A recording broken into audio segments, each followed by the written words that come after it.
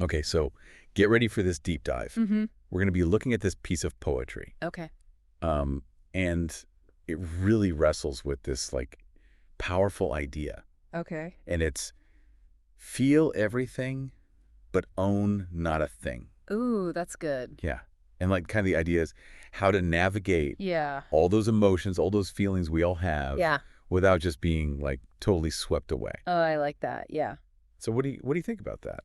I think that's fascinating, and I think this poem is pointing us Yeah. towards some sort of emotional freedom so that we can fully experience Yeah. all those emotions. Yeah. The joy, the sorrow, the anger, Yeah. without them taking over, without Yeah, without being consumed. becoming our masters. Right, exactly. Yeah. Well, actually, one of the lines that really kind of stood out to me was, feel every emotion, let it flow through your soul, but don't cage it, don't lose control. Yeah. And I don't know, just that image of letting those emotions move through you like a river. It's beautiful. Yeah, but without being stuck. Right, without being stuck. Yeah. And, it's interesting because a lot of philosophical traditions like Buddhism and Stoicism, All right.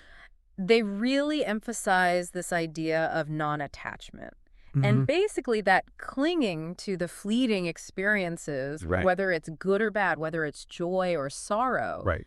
it can actually create suffering. So if we're clinging to joy, Yes. we're afraid of losing the joy. Right. And that fear diminishes the joy we're trying to hold on to. Exactly, like a self-fulfilling prophecy. Right, right. And, it's not just joy. Oh, yeah. Like if we're clinging to anger or resentment, Right, yeah. that can trap us in the past Oh, interesting. and prevent us from moving forward Yeah. and experiencing new joy. Okay, so I'm seeing how this all fits together. Yeah, and the poem is not saying Right, suppress your emotions, don't feel them. right. It's saying experience them fully, Okay. but without being entangled in them. Okay, but how do we actually do that? Right. I mean, It's a good question. you can't just flip a switch. Exactly, yeah. And detach. It takes practice. Oh, okay. And mindfulness can be a very helpful tool. Okay, in what way? So mindfulness is about noticing the emotion as it arises Yeah. and acknowledging its presence Okay. without judging it Yeah. and observing its effects on you, your body, your mind. Interesting.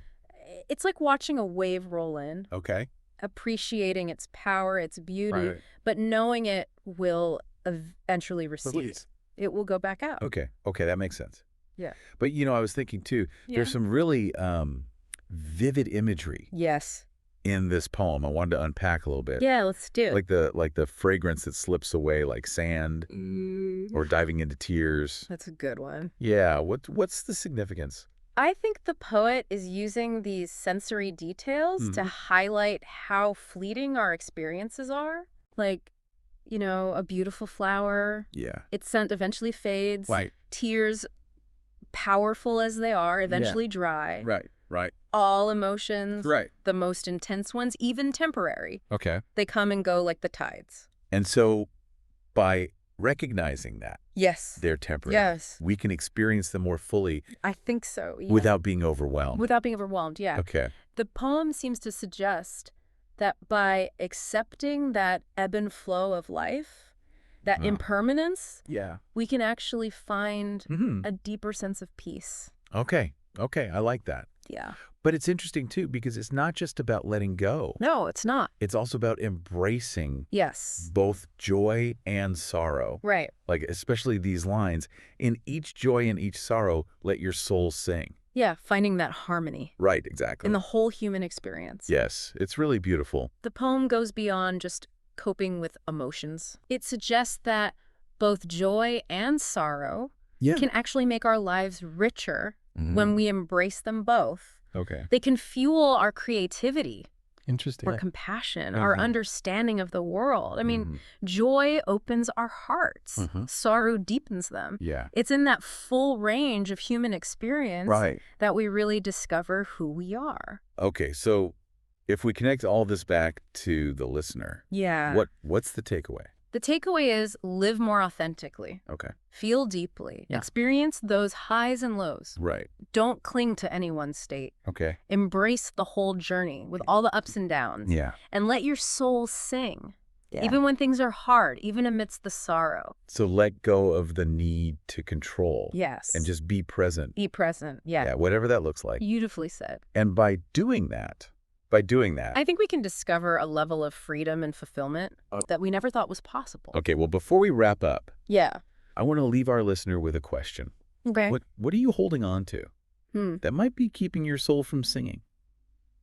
Good question. Yeah, is it time to loosen your grip? Maybe. And see what happens? See what happens. When you let go? Yeah. That's all the time we have for today's deep dive. It was a good one. I hope you'll join us next time. Yes, see you next time. As we take another deep dive. We dive deep. Into another fascinating subject. I'm ready. All right. Until then, take care. Take care.